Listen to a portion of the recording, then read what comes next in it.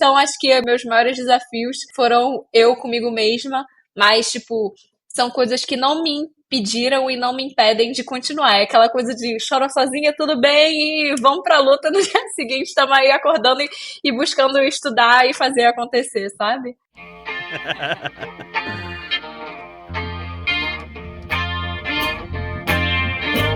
Fala galera, Lucas Estevão aqui, sejam bem-vindos a mais um Códigos de Carreira. Fala pessoal, eu sou o Diego Tavares e hoje a gente vai conhecer a história da Karina Troncos, também conhecida como Nina Talks. Ela é uma UX Design Mentor na Apple Developer Academy e também uma LinkedIn Top Voice, uma TEDx Speaker, criadora de conteúdo e tudo mais. Então seja bem-vinda, Nina. Eu que agradeço, valeu demais pelo convite, estou super feliz de estar aqui.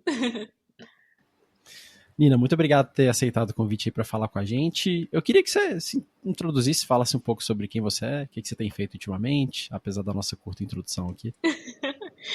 Então, sou cientista da computação de formação, assim, mas acabei me encontrando nessa área de experiência do usuário, né? Quando eu comecei a pesquisar sobre as possíveis áreas dentro de tecnologia, essa nunca tinha vindo para mim. Mas quando eu estava estagiando com desenvolvimento iOS, acabei esbarrando, né, nessa área. Eu falei, nossa, mas que incrível, né? Tem a ver com pessoas, mas tem a ver com tecnologia.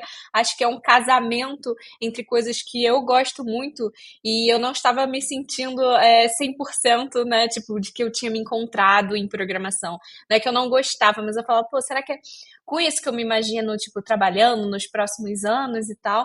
E comecei a entender como que eu poderia fazer essa migração, trabalhar com isso. Então, desde então, estou nessa parte de experiência do usuário e eu sinto que ao longo dessa minha trajetória eu fui fazendo, tipo, diversas transições. Então, eu comecei como desenvolvedora, depois fui para design e acabei começando a criar conteúdo, então me encontrei um pouco como criadora de conteúdo. Hoje em dia me enxergo até um pouco mais como educadora nesse sentido. Então, fui me encontrando ao longo e acho que é algo que foi, tipo, essencial nessa minha trajetória, né, para estar aqui, vocês me reconhecerem, foi desde muito cedo estar compartilhando na internet, tipo, o que eu estou estudando, o que eu estou fazendo, meus aprendizados. Então é legal que tem gente que me acompanha, tipo, desde o início, já são mais de 5 anos produzindo conteúdo, e a galera, tipo, acompanhando toda essa minha evolução e todas essas minhas transições aí.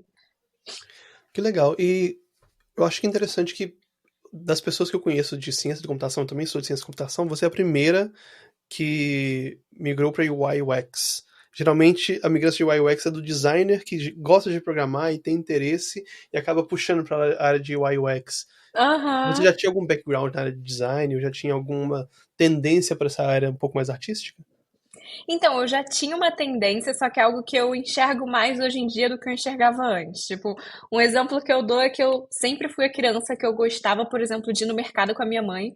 E eu ficava olhando todas as embalagens, eu ficava prestando atenção, tipo, nas cores, na tipografia, o que que chamava atenção, o que não. Então, eu gostava muito de prestar atenção nos ambientes, que hoje em dia eu vejo muito que acaba sendo, tipo, design de serviços, né? Como que as pessoas estão se movimentando nos espaços. Então, eu vejo que tanto o design visual como o design de experiência como um todo sempre foram interesses meus, eu só não sabia muito que isso era uma profissão. Quando eu pesquisei muito sobre design, eu só encontrei, tipo, design gráfico e eu ficava, pô, mas será que eu quero fazer pôster e coisas assim?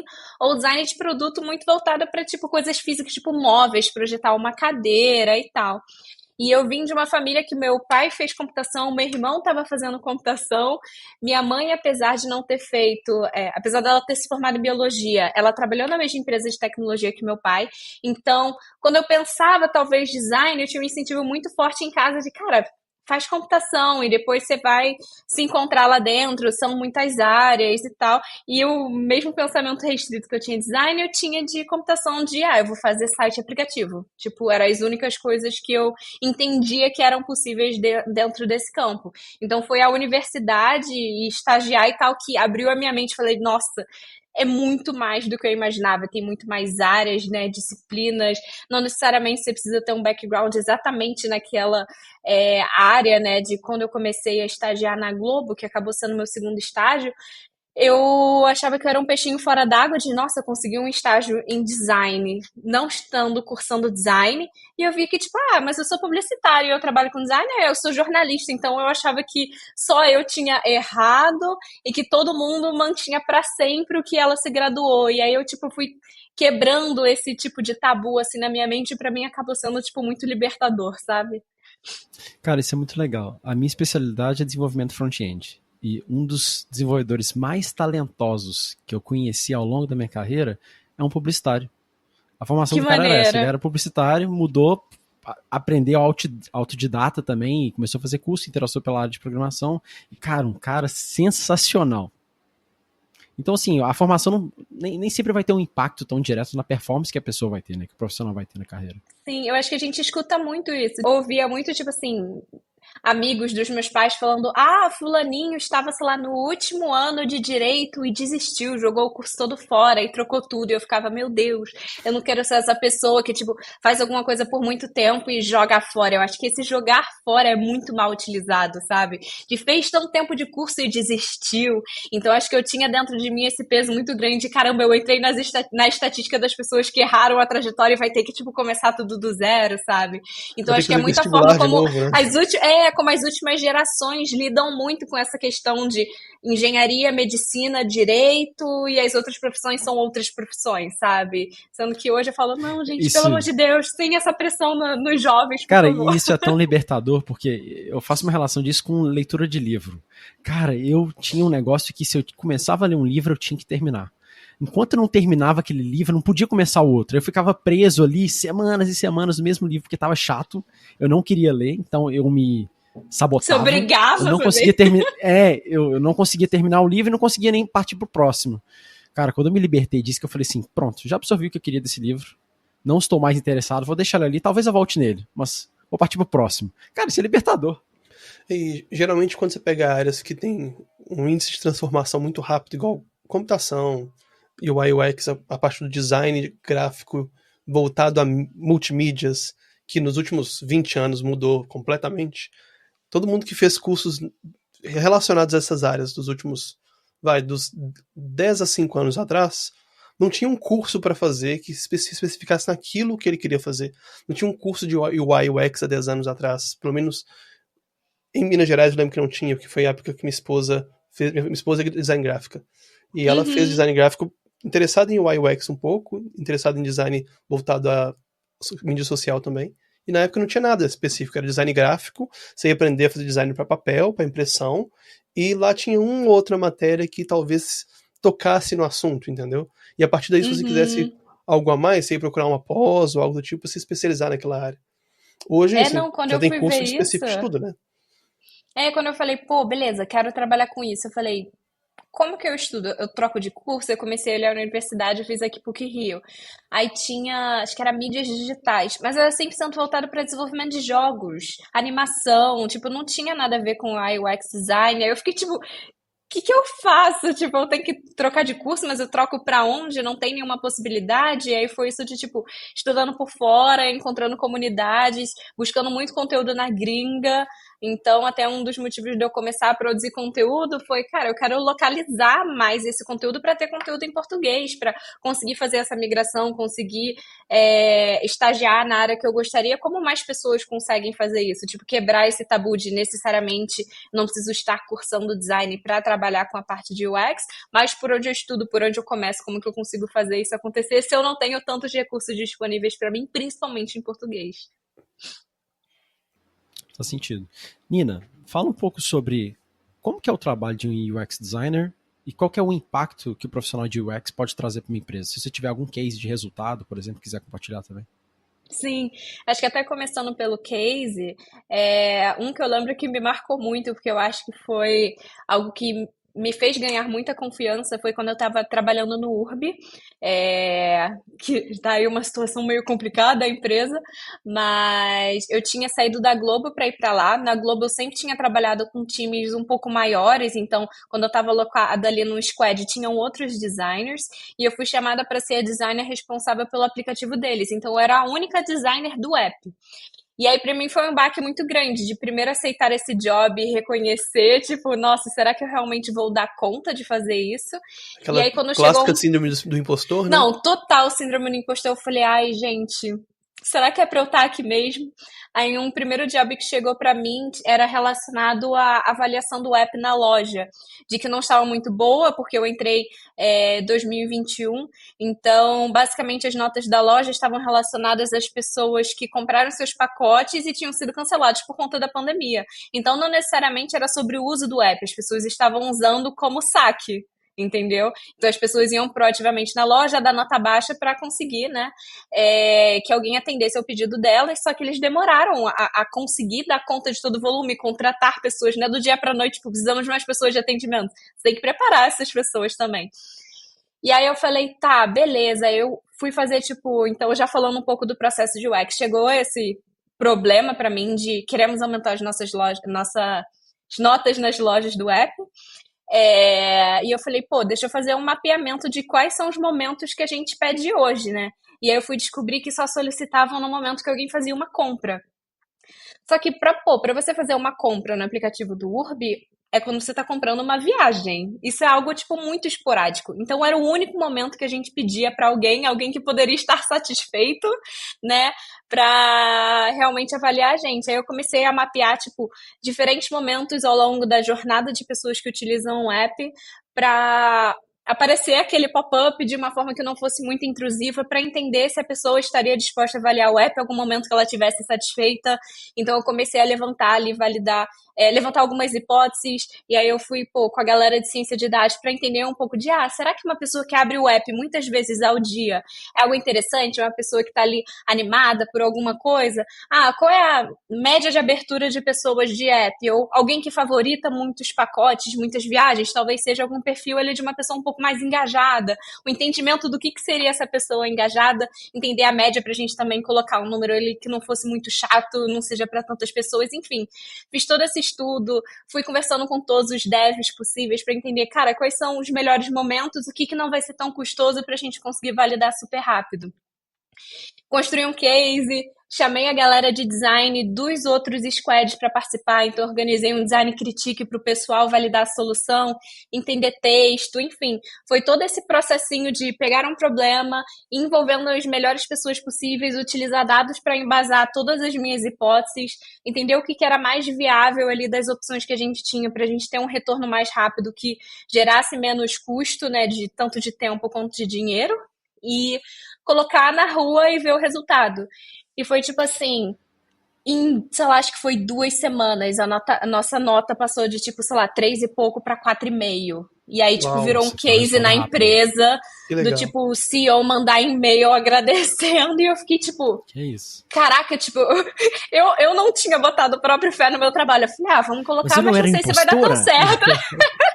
E aí eu até escrevi um case, tô falando tudo aqui porque eles permitiram, eu escrevi um case na época, publiquei no Medium, etc e tal, com os números. Legal. E aí pra mim foi tipo, caraca, que maneiro, eu consegui, tipo, fazer ao máximo o processo todo certinho, consegui envolver muitas pessoas participaram da construção disso, então foi bom pra meio que um onboarding forçado, porque eu tive que conhecer as pessoas no online pra elas me ajudarem a conseguir todas as informações que eu precisava, e gerou um retorno ainda pra tinha empresa. isso. E acho que o objetivo do Incrível. design é muito isso, tipo, ser algo que é interessante para o usuário, o que ele não quer avaliar um aplicativo na loja, mas entender o melhor momento disso da jornada para ele e gerar um retorno positivo para a empresa, né? Quem são essas pessoas que você teve que interagir ao longo desse processo todo, do início para identificar o problema, levantar as hipóteses, essas etapas de validação? Quem são essas funções com quem o UX normalmente tem que interagir para fazer o projeto acontecer? Perfeito. Acho que quem eu mais troquei por onde veio a demanda foi através da minha Product Manager na época, que veio uma demanda do time de produto como um todo. Então, como eu estava trabalhando no app, ela foi me ajudando a entender isso melhor, o melhor momento, a gente estipular quanto tempo eu precisaria para essa solução. Em segundo, acho que quem eu mais envolvi foram os devs, porque eu tinha também recém entrado na empresa, eu queria entender como que tudo funcionava, o que seria mais viável ali no momento, entendendo, tipo, toda a arquitetura, como é que tá todo o back-end, como que aquilo era possível. Tinha coisas que eu achava que eram simples, eles falaram, da forma com que tá construído hoje, não vai ser nem um pouco simples puxar essa informação. E eu falei, beleza. Então eu preciso do input de vocês em relação a isso, mas sem tomar muito tempo. Falar, ó, tô pensando nisso, nisso, nisso. Quais vocês acham que são os melhores caminhos aqui para seguir eles? Isso daqui é completamente inviável, esse daqui é possível. Eu falei, tá, vou voltar aqui para minha toca, continuo evoluindo mais algumas coisas e ia fazendo esses checkpoints. Conversei com o time de atendimento ao cliente, né, o famoso SAC, para entender um pouco mais sobre as dúvidas, como um todo, assim. E As o time de dores ali Data dos clientes. Science. E time de Data Science para puxar os dados que os devs não tinham. Na época a gente utilizava muito Firebase, então a gente conseguia já extrair algumas coisas, mas também tinha uns dashboards e tal, que aí nem sempre eu entendo, tipo, Cara, que número é esse? De onde que você tá vindo? Isso daqui é um bom número? E Como aí que eu você... cara, pedindo ajuda da UX hoje em galera. dia anda de mãos dadas com dados, né? Não tem como, Sim. né? E como que uma Uhum. mudança tão pequena, que teve um impacto tão grande, por baixo dos panos teve todo um processo, uma estratégia gigantesca, que teve que movimentar muitas pessoas, receber vários inputs, para no final adicionar uma ou duas coisas que, para quem vê de fora, falar, essa pessoa apertou um parafuso. Mas quem tá por dentro e vê o Aham. trabalho deu pra saber qual que era o parafuso certo para apertar e qual que era o torque necessário para o parafuso funcionar, é incrível. É como que a É tecnologia, o simples que não é fácil, né, cara? não, nunca é. É. Nunca, não, e a quantidade de versões de texto que eu coloquei para as pessoas entenderem, para ser algo tipo mais friendly, mas ao mesmo tempo recente tinha entrado uma pessoa responsável pela parte de UX Writing, então ela estava construindo um manual de marca voltado para toda a linguagem, então eu queria já construir toda essa comunicação de acordo com a linguagem que ela estava criando ali para o app, então foi isso, assim, são muitas pessoazinhas, mas eu tento não roubar tanto o tempo delas, né? Porque tem isso de, beleza, mas você vai ficar marcando reunião com todo mundo? Não, são consultas ali pontuais e entendendo o quanto a pessoa quer e pode se envolver ali naquele momento. Mas acho que é o que eu mais gosto na área, é isso, tipo, o quanto eu troco com muitas pessoas, aprendo e absorvo conhecimentos de diversas outras áreas e a gente consegue construir algo, tipo, a muitas mãos, assim, que causa muito impacto, sabe? Eu achei legal que você teve que interagir muito com os desenvolvedores, né? Eu imagino que o seu background como desenvolvedor e por ter se formado em ciência da computação te ajudou muito ali, né? Não, demais, assim. Por exemplo, Firebase, eu já tinha mexido com Firebase, então fui só pedir o acesso para eles e confirmar alguns dados para entender alguns tagueamentos que não estavam com um nome muito claro, para ver se estava tipo fazendo sentido e tal. Mas eu conseguia me virar ali em muitas coisas ou ter uma comunicação assim muito mais de um para eles, por entender minimamente, principalmente de app, né, que antes eu tinha estagiado com desenvolvimento iOS, então ir para app para mim foi tipo algo muito legal, porque foi dar um pouco em continuidade assim em algo que eu gostava muito já. E você mencionou o papel do UX Writer. Então existem especializações dentro do UX ali. Você pode falar um pouco sobre isso?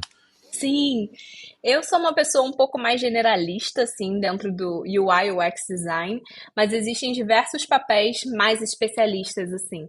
Então, um que a gente escuta bastante é de UX researcher, que é a pessoa responsável por fazer toda a parte ali de pesquisa, né? Então, quando a gente tem alguma hipótese ou algum problema ou alguma coisa que a gente precisa investigar, e a gente sempre precisa investigar, entender como que as pessoas pensam, como que elas utilizam, o que fariam sentido. Existem diversas metodologias de pesquisa muito emprestadas ali da antropologia, a gente esbarra muito na psicologia também, para a gente construir roteiros que façam sentido, que não enviesem, e muito para esse lado, muitas vezes, qualitativo das informações, né, de entender quais são as pessoas, o público com quem a gente está trabalhando ou deseja trabalhar, para conversar também com as pessoas certas para conseguir essas informações, mas o UX Researcher também lida muito com dados quantitativos, que é quando esbarra muito nessa parte de dados, né, como um todo, desde lançar um formulário a consultar dados gerais da empresa, de, por exemplo, um saque que tem uma base de dados base de dados ali muito grande, então você buscar os dados certos, filtrar, etc. Então tem essa parte de UX Research que é muito forte. Tem essa parte que eu comentei de UX Writing, de quanto a comunicação através do texto é super importante, questão de entendimento, a questão de linguagem, não só em relação ao branding, né, em como essa marca se posiciona, mas das informações estarem muito claras. Ainda mais quanto mais complexo o produto, mais isso abre a possibilidade das pessoas não compreenderem muito bem como que aquilo funciona. Então, desde o fluxo feliz quando tudo dá certo, a todas as mensagens de erro possíveis, o que a pessoa pode fazer, ou se não tem nada que ela pode fazer, quais são todos os caminhos possíveis, enfim. Essa parte de escrita é muito, muito, muito importante. Acho que o texto é a parte essencial ali dos produtos que a gente constrói. E tem a parte muito voltada para visual, que é a parte de UI, de User Interface, que aí é a parte de todas essas regras de negócio, toda a arquitetura da informação, tudo que a gente validou beleza, vamos tangibilizar isso, que é a pontinha do iceberg, em pixels e em tudo, como que tudo vai ser layoutado, digamos assim, que o pessoal fala, beleza, a pessoa colocou ali uma cor, uma fonte, mas, cara, tem tanta coisa por detrás pra gente entender que é aquela forma simples que resolve aquele problema. É nessa hora que o desenvolvedor fica louco. Que chega lá, a gente quer isso aqui, esse negócio girando, uma explosão e partículas espalhando pela tela, e quando o usuário der um scroll, vai acontecer aquilo. Cara, esse trabalho de viabilidade técnica, recebendo esses inputs de um grupo ou uma pessoa extremamente criativa, cara, é um desafio tão grande você chegar naquele common ground do que a gente consegue entregar nesse prazo que a gente tem, considerando todas as constraints que a gente tem de tecnologia, o tempo que a gente vai ter, quem são as pessoas envolvidas, e a gente não machucar o feeling de ninguém e tentar trazer o máximo da expectativa daquele grupo, daquela pessoa de design para a construção da experiência final do usuário. É muito legal esse processo. E esse processo é tão complicado que eu trabalho com back-end especificamente para ficar um pouquinho mais distante dele. Cara, mas é muito massa. E você falou sobre essa questão quantitativa. Eu já participei algumas vezes na Apple, como... Eu tô pensando como que eu posso falar. Como o usuário de teste de aplicações, né? Então, você entra numa salinha, você vai testar um software que ainda, obviamente, não foi... liberado, e as pessoas que estão por trás ali do desenvolvimento do produto vão te observar como você interage com aquele produto, coletar alguma espécie de feedback e tal. E eu me lembro que uma dessas vezes eu estava testando um produto e tal, e eu tive uma reação que foi surpresa para todo mundo. Eu falei assim, nossa, ninguém nunca tinha interagido com o produto dessa forma, essa expectativa não existia. Aí todo mundo foi lá, anotou e tal, não sei o quê, a gente não tinha pensado que um usuário poderia pensar em usar esse software dessa maneira. Isso é muito legal, pegar esses inputs diferentes, contextualizar tudo, para depois tomar uma decisão de, isso aqui vai ser a melhor experiência para o usuário. Não, isso é muito legal. Acho que é uma das partes assim, que eu mais gosto de pesquisa é de trazer gente de fora de um contexto completamente distinto e conversar com essa pessoa. É tipo, da gente sair de trás da mesa e efetivamente entender quem está utilizando o nosso produto. É um choque de realidade, assim, muito grande. Porque muitas vezes a gente assume, né, as pessoas vão entenderem, isso daqui tá muito fácil de entender, isso tá muito intuitivo. Aí quando você vai ver com as pessoas realmente de verdade, que não trabalham com tecnologia e nem estão imersas nesse universo, fica... É por isso que a gente tem que testar, por isso que a gente tem que conversar. São tantos contextos, assim, eu penso muito em pessoas que têm algum tipo de limitação física. A pessoa é cega de um olho e ela vai usar um dispositivo. Como que isso entra dentro do contexto da experiência dessa pessoa, sabe, desse grupo? Cara, é um trabalho muito difícil você pensar nesses diversos contextos, trazer essas pessoas que têm realidades diferentes, limitações diferentes ali para conseguir construir um produto que seja bom para todo mundo, despite qualquer limitação. Sim. Não, e tem coisas muito básicas de, basicamente, o designer projeta no Figma com aquele zoom absurdo, com aquela tela maravilhosa ali do MacBook, e aí nem espelha num celular para ver como é que fica, então acho que tá tudo com um tamanho incrível, e aí quando vai experimentar em outros devices, não fica a experiência exatamente como ele achava. Uma pessoa com um celular que não é tão bom, utilizando no sol, aqui, tipo, gente, é contexto real, então é isso que eu falo sempre, de saia por detrás da mesa, teste com dispositivos de verdade, era muito legal. Nas empresas que eu trabalhei, tinham armáriozinhos com, tipo assim, dezenas de devices completamente distintos, de todas as gradações diferentes pra gente Androids. testar. 500 Androids diferentes pra gente testar em cada um com tamanhos como queriam ficar. Nossa, E a gente agora consegue esses tela que dados, dobra, né? tela que desdobra, Não, tela que é assim. aí é um surto coletivo, assim. Mas de ver como tudo se comporta e a gente consegue ter, através dos analytics da vida, quais são os modelos de celular que as pessoas mais usam, quais são os tamanhos de tela mais utilizados. Então a gente tenta focar mais nesse que não dá para abraçar o mundo, em alguns lugares vai ficar quebrado, alguma coisa não vai ficar 100% certa, mas a gente foca na maioria. E nessa a gente está falando de dados de novo. A gente pegar o Analytics e entender onde que está o nosso público, né? Quem é o nosso público-alvo? Eu lembro de um projeto que eu participei, eu estava fazendo um onboard de um outro time que compôs o time que eu estava liderando, e uma dessas pessoas queria introduzir uma tecnologia nova no produto que a gente estava trabalhando. Só que ainda não era uma tecnologia aceita por, eu não quero dizer a maioria, mas por boa parte dos browsers que existiam na época. Uhum. Então eu pedi um relatório para o marketing para a gente entender quais os browsers os nossos usuários compravam naquele e-commerce, para pegar os números. Quantos usuários compram nesse grupo de browsers que não vai funcionar a partir de amanhã se a gente publicar essa nova versão. E quanto que a gente traz de revenue para a empresa através desses browsers? Que aí a decisão fica muito fácil, cara. Eu lembro que era alguma coisa em torno de 3 milhões de dólares. Não lembro se era por mês ou por ano, alguma coisa desse sentido. Mas aí a decisão era fácil. Pô, a gente não pode fazer um upgrade e simplesmente perder 3 milhões de um dia para a noite, né? Não, com certeza. Quando a gente trabalhava isso de tipo os apps, saíam novas funcionalidades, tinha gente, nossa, mas vamos já utilizar esse novo lançamento. Gente, mas a maioria das pessoas está umas 3 versões atrás. Né? Não faz sentido a gente priorizar isso agora se vão ser pouquíssimas pessoas que vão usufruir dessa nova funcionalidade. A gente tem outros problemas para resolver que estão ali muito mais latentes. Então, vamos focar. Muitas vezes a gente fica, né?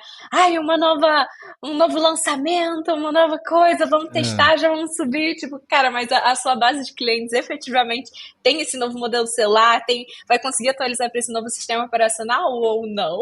Pergunta é, você está desenvolvendo para o seu cliente ou para você mesmo, né? Para você mesmo, exatamente. Quero perguntar um pouco sobre... Aliás, antes de eu perguntar, você ganhou 5 vezes o prêmio de scholarship da Apple. Você desenvolveu 5 produtos aí, como parte do desafio, e você ganhou. E hoje você é mentora na Apple Developer Academy. Como que funcionou esse processo de transição para você sair ali de uma empresa 8 a 5 e começar a trabalhar como mentora? Você tirou a pergunta da minha língua, era exatamente o que eu ia perguntar. Então estamos sincronizados aqui. Então, exato.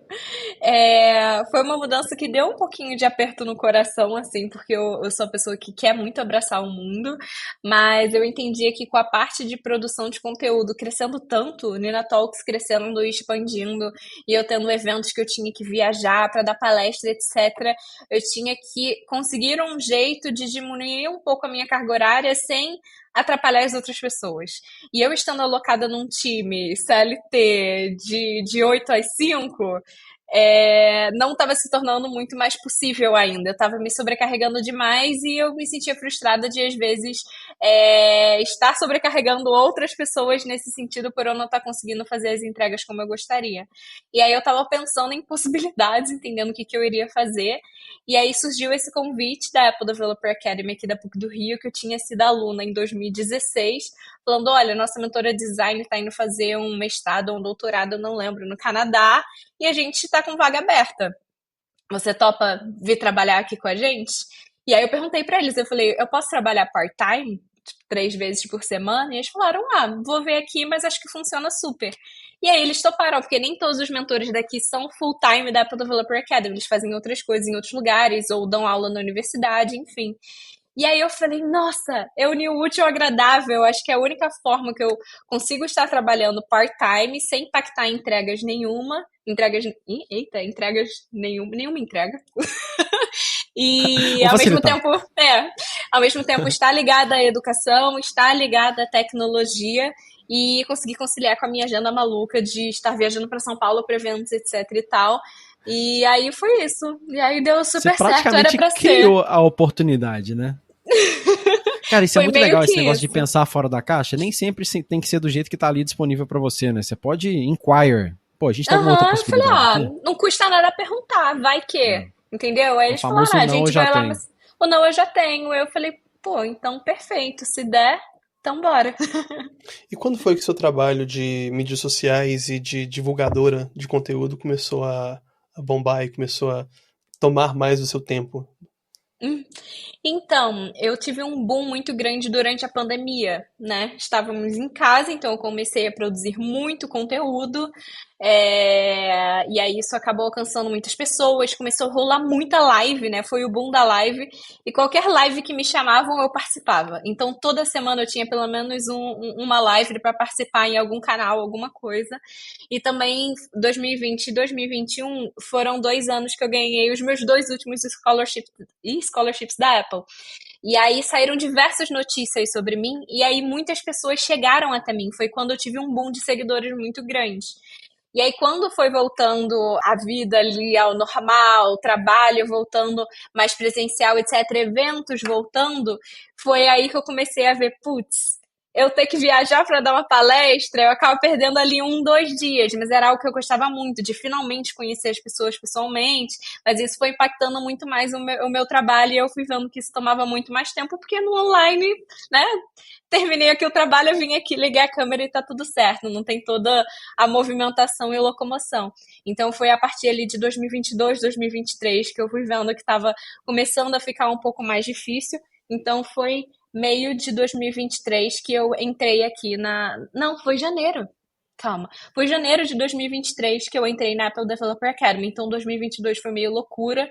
Eu tava na Accenture, tocando uma parte de educação de design lá dentro, então eu já tava Você já encaminhada tava ali para nesse caminho. educação, já Sim. tava mais voltada para isso.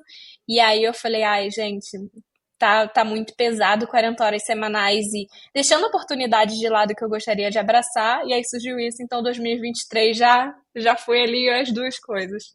E que legal que você pivotou de uma área que você estava um pouco ligada com a educação para se tornar uma mentora, né? Que já é algo muito mais próximo do seu trabalho de não só de mídias sociais, mas de divulgadora de conteúdo, do que o trabalho de 40 horas por semana, trabalhando dentro da Accenture, que é uma empresa grande, provavelmente com educação, mas também trabalhando muito mais com a mão na massa, eu diria, né? Então você tornou Sim. muito mais uma educadora, alguém que ensina e que toca as pessoas que vão colocar a mão na massa. Não, isso pra mim é maravilhoso de estar aqui na Academy, fica com a gente 40 alunos durante 2 anos. Então, Caraca, de é bastante ver tempo, é toda. uma É formação bastante mesmo, né? tempo. É uma formação. Então, eu peguei metade de uma turma, que foi 2023, e agora entrou uma turma nova no início de 2024, então estou 6 meses com eles. E assim, primeiro contato com o UI UX Design, primeiro contato de programação de muita gente. E é algo que me move muito, é o pessoal, isso que está bem no início da carreira, que tem aquele brilho no olho, que tá, tipo, Uhum. muito animado para aprender e muito curioso. Então, eu gosto muito de trabalhar com galera de graduação nesse sentido, porque tem muito essa vontade de aprender super forte, de estar aqui super animados. Então, tipo, um anima o outro e a gente vai aprendendo assim junto. Aí, acho que me gera um sentimento assim muito gostoso de estar aqui dentro, sabe? Tô fazendo uma pausa aqui rapidinho para falar que se você tá gostando desse episódio, curte, se inscreve e compartilha com o máximo de pessoas possíveis para aumentar o nosso alcance. Valeu demais. Não sei se vocês já se colocaram no lugar de alguém que tá formando na escola hoje, tá lá no terceiro ano, nem sei se chama terceiro ano ainda, que sempre muda o nome dos anos no Brasil. E tem que escolher qual carreira seguir, qual profissão, qual curso de graduação, se é que graduação. Na minha época tinha, uma lista finita de cursos de graduação, umas 3, 4 faculdades por cidade que todo mundo queria estar se inscrevendo e tentando entrar. E era isso. Hoje tem tanta opção e tem tantas novas áreas que não são tradicionais, não envolvem 4 anos de estudo, não envolvem ter um currículo tradicional, não envolvem ter uma faculdade de renome.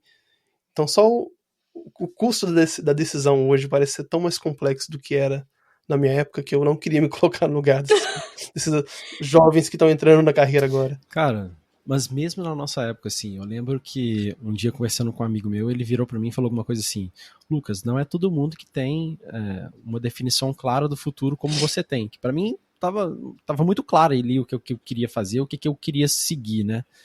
Aí isso meio que caiu uma ficha assim, falei assim, pô, é mesmo, nem todo mundo consegue ter aquela visão de longo prazo do que a pessoa quer pra carreira dela, né, em termos do futuro, né, do destino da pessoa.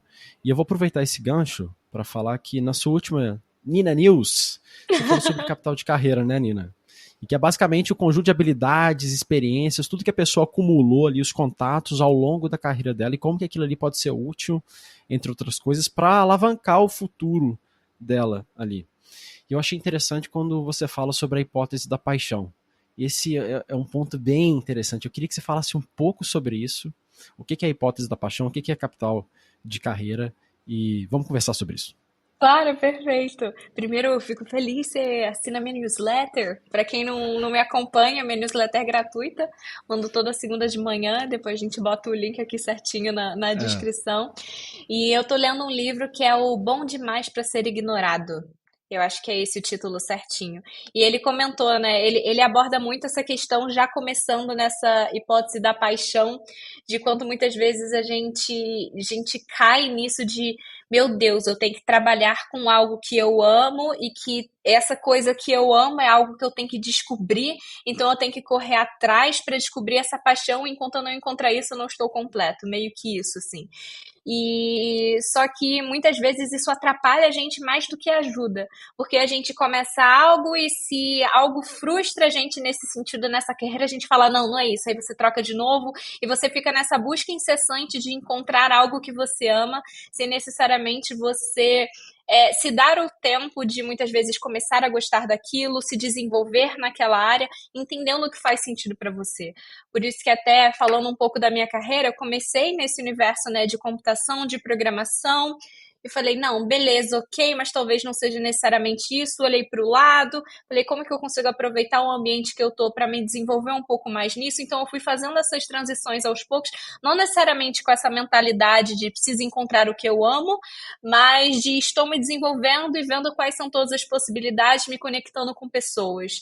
Então, muito mais de formar esse meu capital ali intelectual, digamos assim, para isso ir me abrindo portas para eu ter mais possibilidade de escolha, né? Quanto mais conhecimento a gente tem mais possibilidade de optar por algo que faz sentido pra gente. Então, eu gostei muito desse conceito ali que ele trouxe e foi o que eu acabei trazendo ali pra newsletter. Se tiver algo para acrescentar, fica à vontade. Eu só quero dizer Cara, que o Cal Newport tá no topo da lista aqui do podcast, tá? Já é o terceiro livro que indicam dele. Sério, que é maneiro, verdade. caramba! Cara, eu acho legal quando ele fala sobre o uso estratégico do seu capital de carreira. Eu sinto que, como mentor, eu converso com muitas pessoas que têm objetivo de progressão de carreira, muito comum.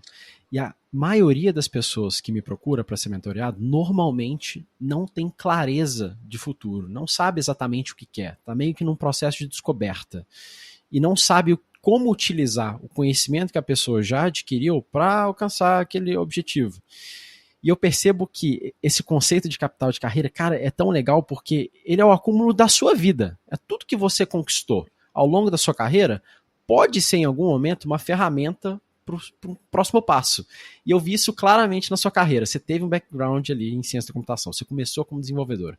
Na sua atuação como UX, aquilo foi uma chave importante. Então, se a pessoa consegue conectar essas experiências passadas, se ela consegue conectar os cases, as vivências dela, os contatos que ela teve e usar tudo isso de forma estratégica, ela vai aumentar os odds de sucesso para alcançar os objetivos que ela tem.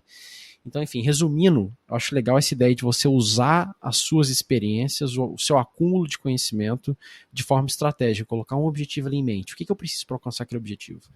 O que eu já tenho na minha carreira que me aproxima daquele objetivo? Agora, como que eu posso utilizar o que eu já tenho de conhecimento, de experiência, de case de sucesso, de contatos, para me ajudar a chegar mais próximo daquilo, sabe? E legal que nem sempre enquanto você está ganhando suas experiências que vão fazer parte do seu capital de carreira, você percebe o pra quê daquela experiência que você recebeu. Eu acho engraçado que todo mundo que conversa comigo, que pergunta da minha carreira, fala, você trabalha com software para a indústria de filmes, para a indústria de animação e tudo. Você já trabalhou com isso antes? Qual empresa você trabalhou no Brasil que te deu um background para isso? Eu falo, eu trabalhei na Embraer, desenvolvendo software para avião. Falo, como assim? Não tem nada a ver? Falo, não, tem tudo a ver. O problema final era completamente diferente, mas os problemas que eu enfrentei no meio do caminho eram exatamente os que eu precisava ter enfrentado para aprender o que eu precisei para trabalhar aqui hoje.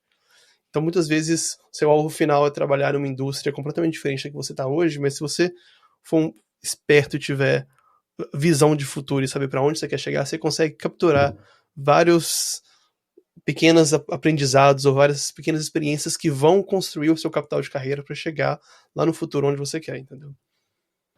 Eu acho massa, acho que fica até com uma dica pro pessoal que tá ouvindo, documentar esses eventos importantes que acontecem na nossa carreira. Pô, entreguei um projeto legal.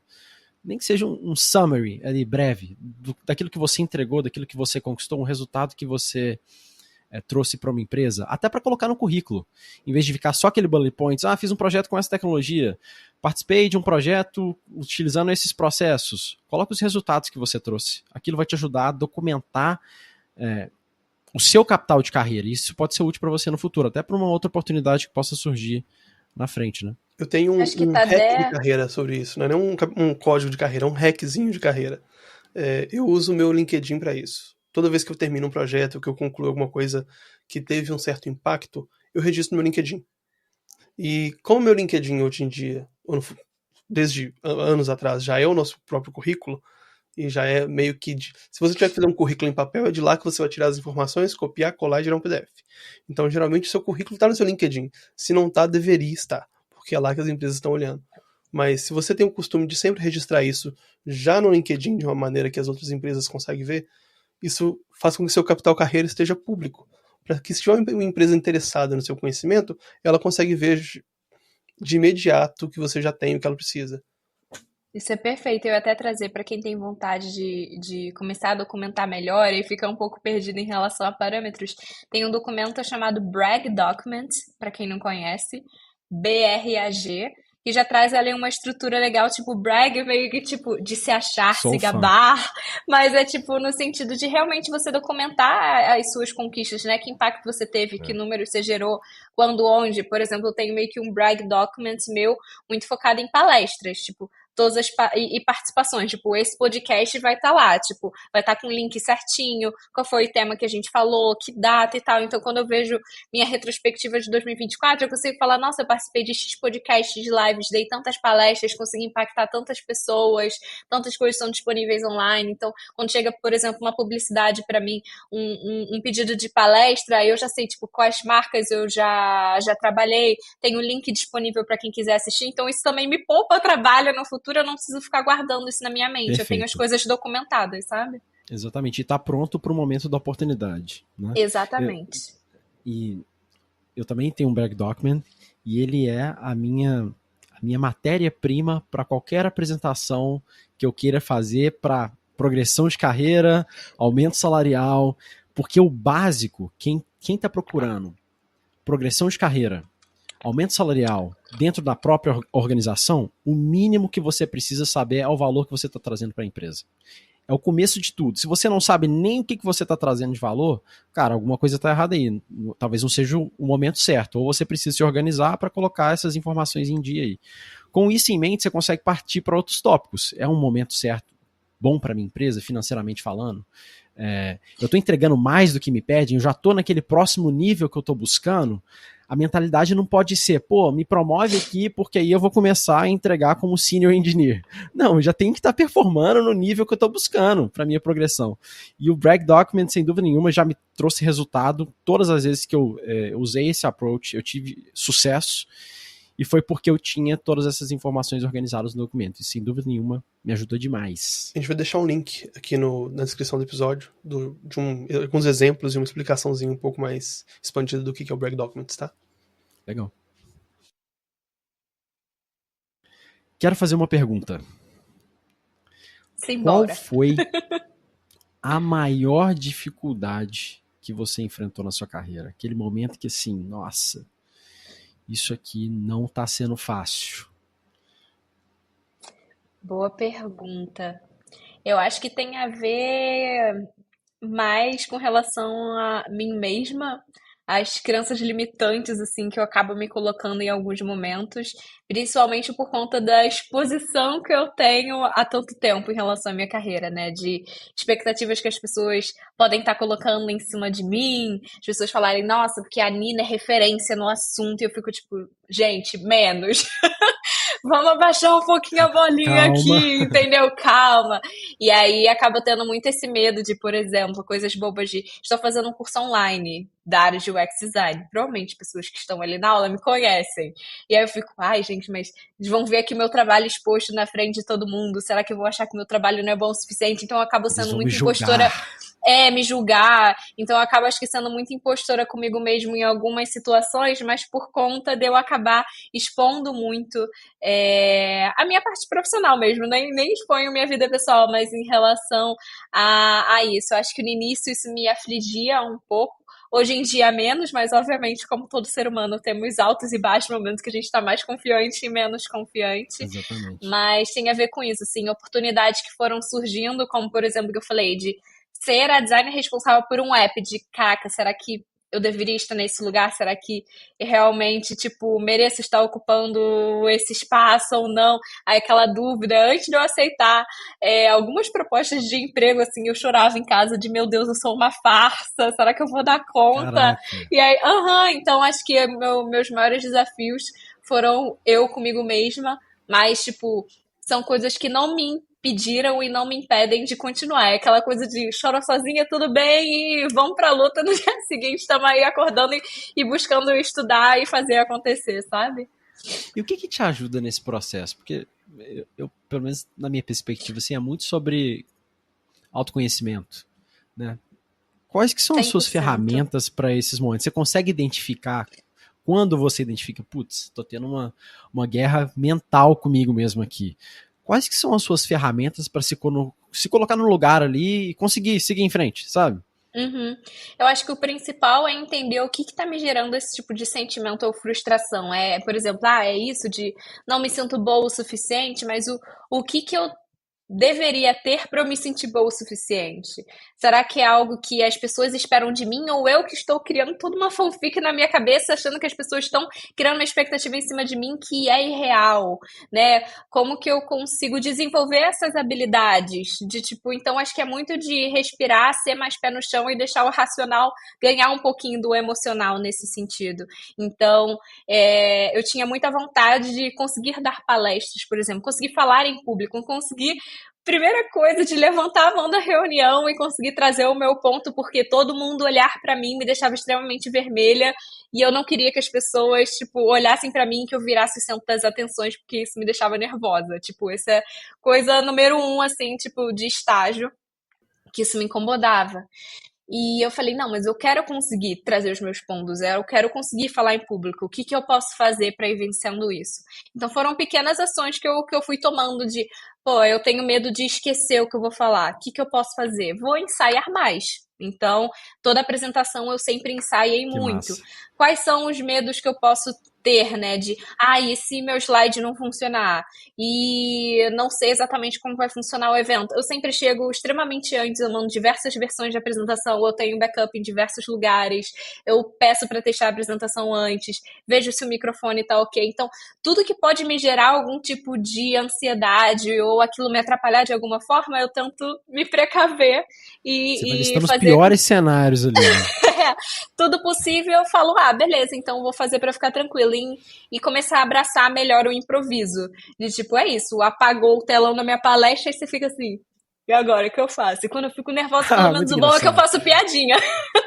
Então eu faço o povo rir e tá tudo certo. Eu acho legal que Exato. você falou, me lembrou de uma técnica para lidar com esse tipo de coisa que chama fear setting, que é a ideia de você pensar qual que seria o pior que poderia acontecer.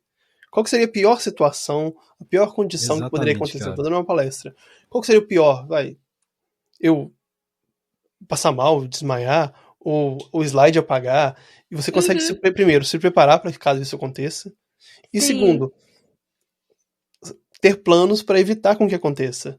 Então, acho que todo mundo que não tem. Acho que quando a gente pensa em alguém que dá uma palestra, alguém que é uma pessoa pública, digamos assim, a gente geralmente pensa em alguém que é extremamente extrovertido, que não tem nenhum tipo de timidez para falar, nenhum tipo É.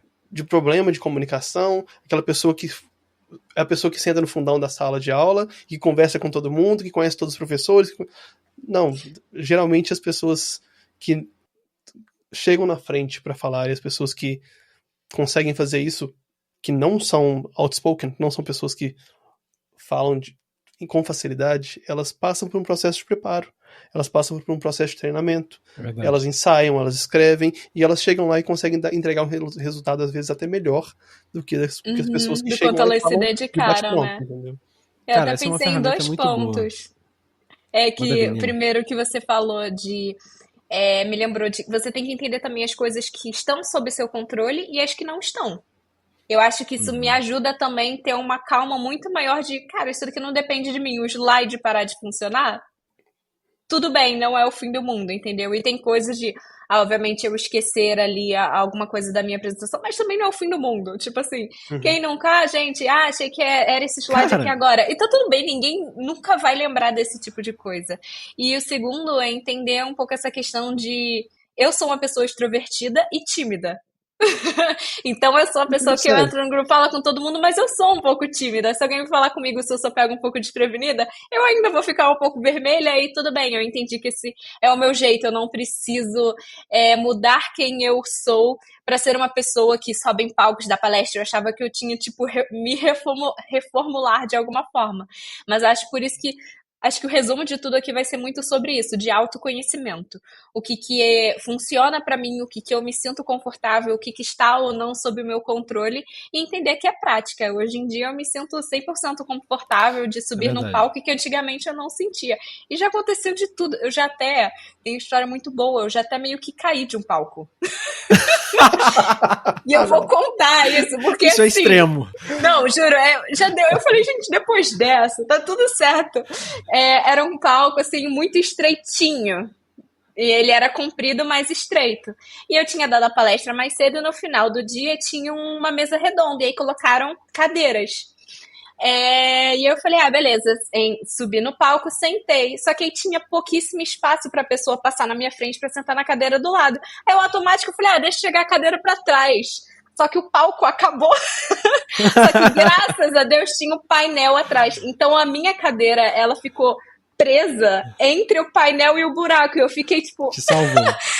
graças a Deus, que se eu tivesse caído mesmo e virado e cambalhotada, aí Pô, seria feio. Então eu só fiquei ia com a dar ruim. cadeira encalhada no vão, entre o painel, e aí o pessoal desesperado, meu Deus, Nina! E eu tive uma crise de riso.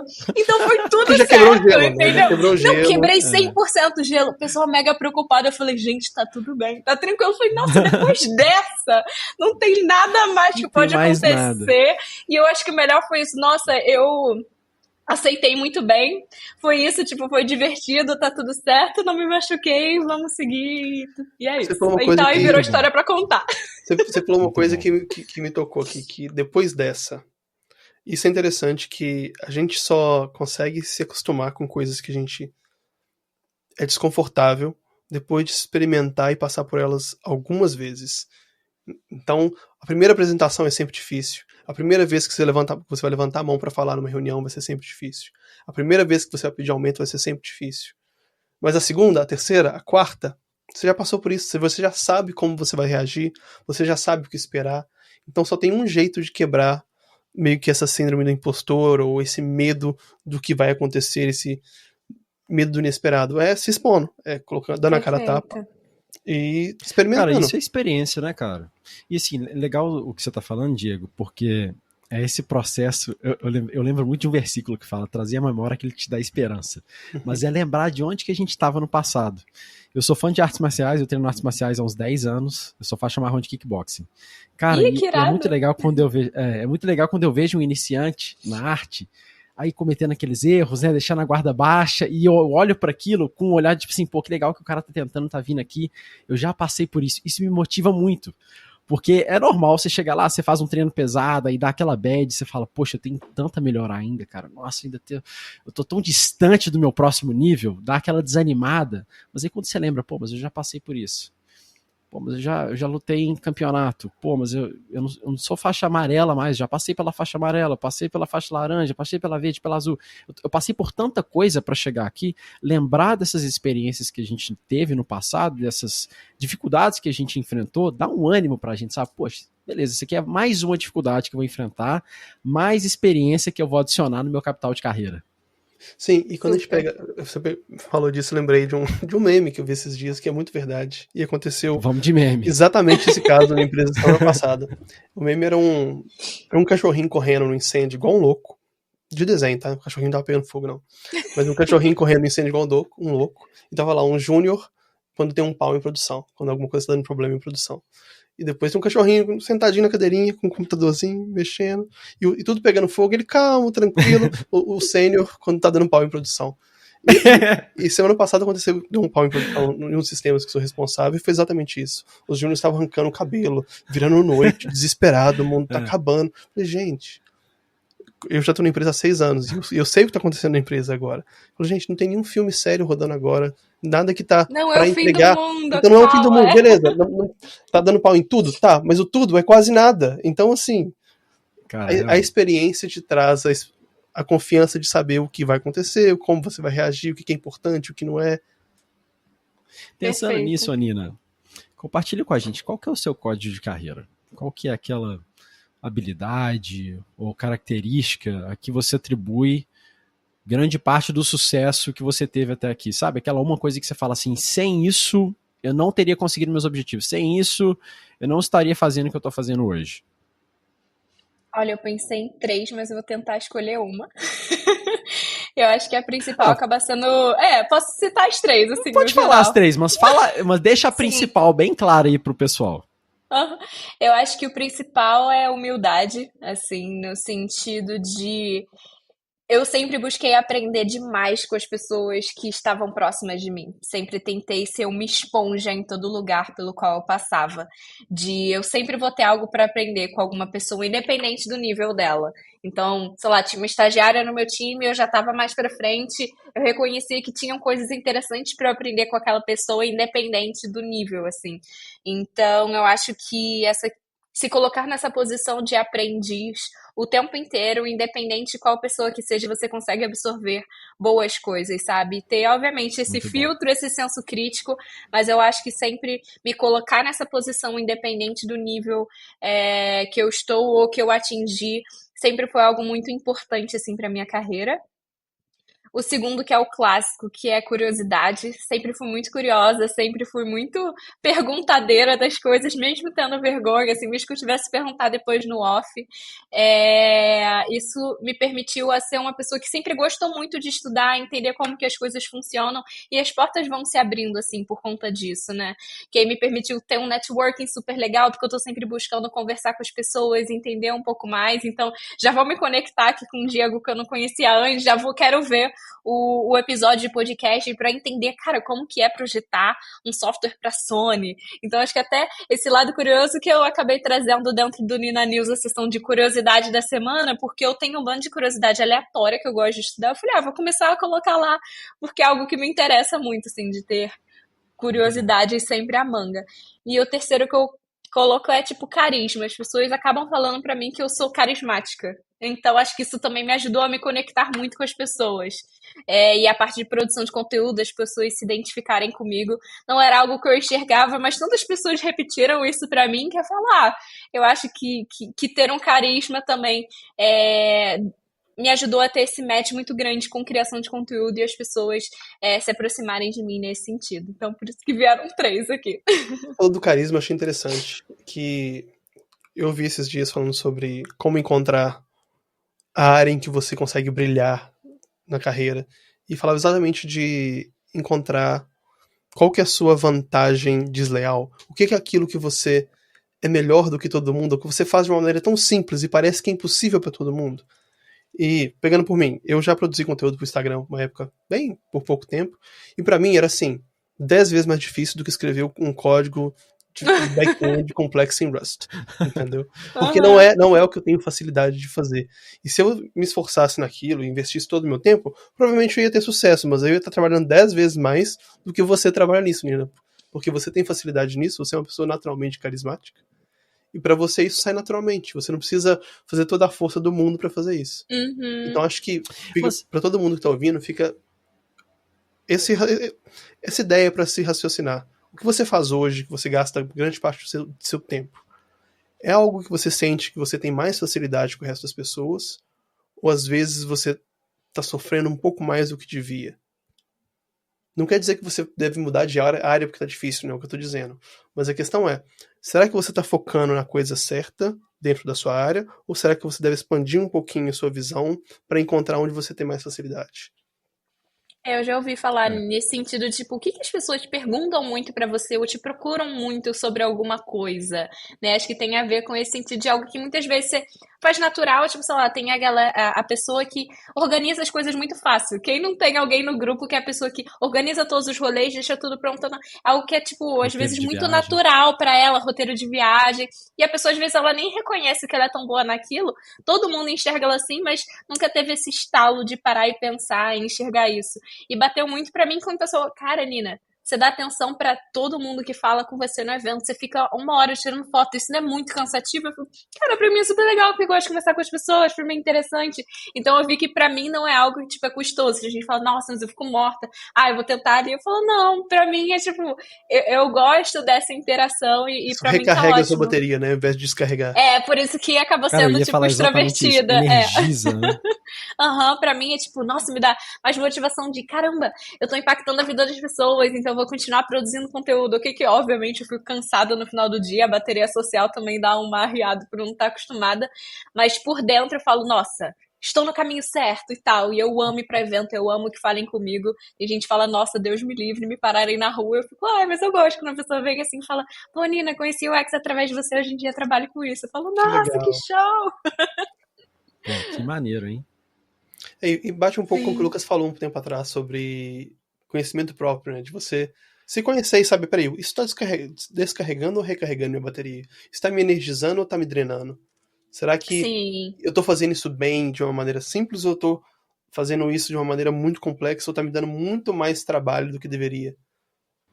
E normalmente é um indicador de propósito também, né? Que vocês falaram sobre, pô, o que, que as pessoas mais me procuram para, sabe? O que, que normalmente eu faria até de graça Uhum. pro mundo, né? É, pode ser um indicador de propósito aí pra pessoa também. Nina, vamos de dica de livro? Qual que é o livro aí que você quer deixar pra galera? A gente já mencionou um no episódio, né? Bom demais para ser ignorado, mas deixa uma outra dica aí, talvez de algo que você tenha lido recentemente, algum livro que te marcou ao longo da sua Aham. carreira. Eu não lembro se eu falei isso da última vez que a gente gravou, mas é o Personal Branding, do Arthur Bender. É um livro em português mesmo, de um autor brasileiro, que foi um assunto que deu uma virada de chave muito grande, assim, na minha cabeça, de me enxergar como marca, que acho que tem a ver muito com isso também, do capital de carreira que a gente falou, de É, entender isso é como que legal. eu quero ser lembrado, que impacto que eu quero gerar, de que o meu nome é muito mais do que a empresa que eu estou trabalhando, e como que eu consigo moldar isso tudo de uma forma intencional para que atenda a forma com que eu realmente estou direcionando a minha carreira. Então eu gosto muito desse assunto de marca pessoal, acho que também foi um grande divisor de águas assim na minha carreira. Entender que algumas coisas que eu estava fazendo já eram isso e eu só não sabia o nome, e a partir do momento que eu conheci o conceito, eu comecei a trabalhar isso de forma mais intencional mesmo. Eu acho que todo mundo deveria se entender e se enxergar como marca e trabalhar melhor isso. Não é sobre criar conteúdo para as redes sociais, basicamente. É se entender no offline Uhum, mesmo, assim, de tipo, quem é você, pelo que você é lembrado, pelo que você quer ser, o que você faz exatamente. de bom, tem total a ver com autoconhecimento, né?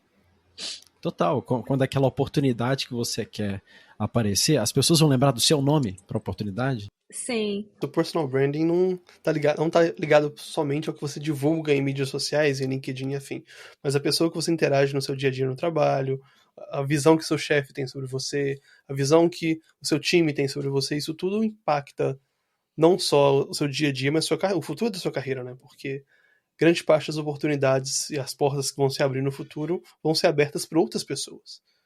E essas outras Sim. pessoas precisam se lembrar de você, e o que elas vão se lembrar não é o que você pensa de você, mas é o que você mostrou de você. Uhum. É, Se os sinais que é você isso está aí. emitindo tá batendo com o que as pessoas estão captando de você e guardando de você, né? Uhum. Exato. Nina, deixa pra gente aí redes sociais, projetos, se quiser deixar uma última mensagem também, compartilhar planos de futuro, fique à vontade aí agora, é o seu momento. Então, acho que é dar um spoiler agora pra galera. Primeiro lugar que eu vou falar, que estou saindo da Full Developer Academy, com o coração muito partido. mas decidi realmente tocar essa frente da minha carreira voltada para a educação. Quero efetivamente começar a produzir mais conteúdo educativo na área de experiência do usuário e estou fazendo essa transição para virar full-time criadora de conteúdo, um ambiente completamente novo, Caraca. friozinho da barriga, Imagino. mas eu acho que assim, tem tudo para dar certo, muitas portas estão se abrindo e eu tô muito Tem tudo pra animada. dar certo. Ai, Tem se Deus tudo pra dar quiser, certo.